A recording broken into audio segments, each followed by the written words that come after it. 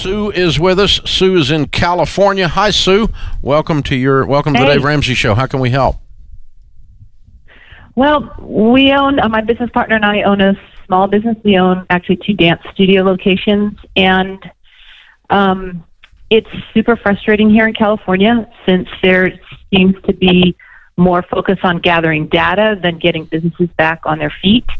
And we've listened and have educated ourselves immensely in the last several weeks with strategies and ways to stay afloat. But small businesses here, I don't know about the rest of the country, but weren't even given an opportunity to keep doing what they were doing and incorporate the directives.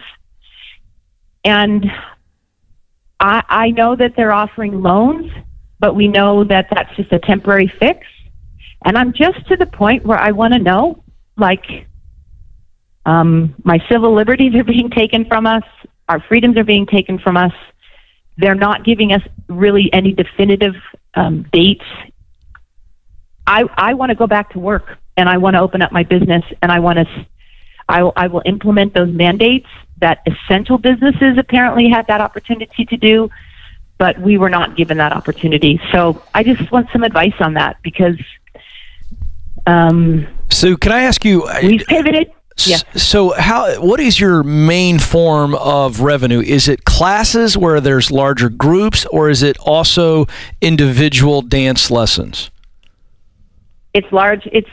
We are a recreational studio. We do have a performance team company, but we're predominantly recreational. And so classroom instruction, in-person instruction. So we've done everything. We've pivoted. We're online. We are pre-recorded. We have live Zoom classes, but it is not the preferred method of service. Mm-hmm. And we survived our first April month because we are on an automatic tuition and invoicing system. Well, so let me ask you, I understand preferred method in terms of format and what's best for the students.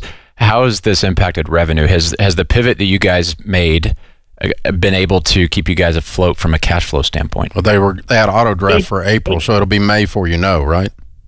Yeah. April we survived, but May is not looking favorable because we keep having allegedly these daily updates with no specific information. Yeah, which city are you in? And we're in San Diego. Okay.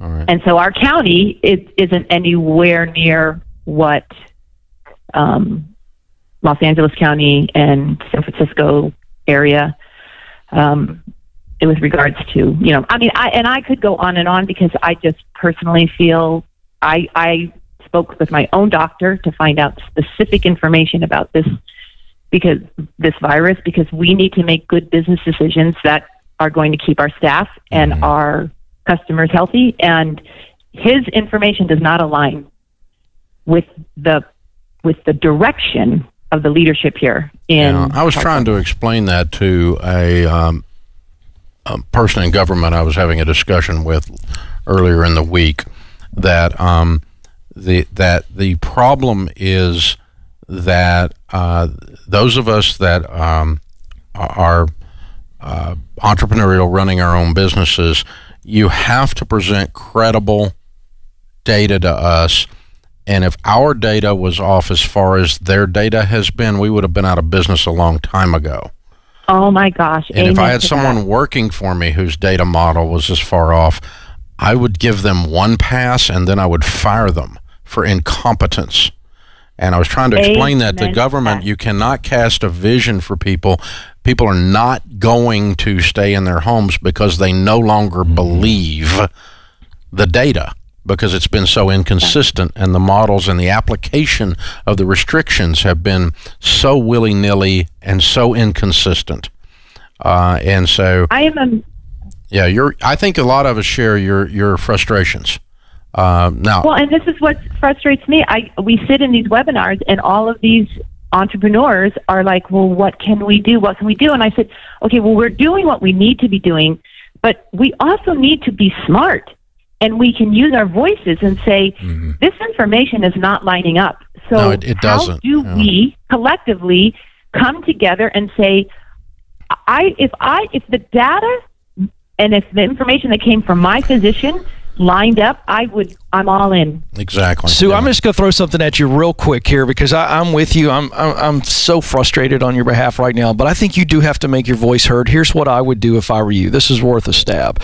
Number one, I'd talk to your clients. Talk to these people, their kids, or maybe these are adults that are paying for your services or have up to this point. If they got tested, have they been tested? Are they willing to get tested? And if they had a negative test or they got positive, then they quarantined for 14 days, whatever the CDC says, would they be willing to come in if you had all of the safety things in place and everybody was tested? We're already seeing multiple states around the country agreeing to open up. If you took their temperature before they came in, if you went to all these nth degrees, I think if you have clients who said they'll come in, I think you got to make that case. I'd sign a petition and I'd take it to the mayor. I'd take it to the city.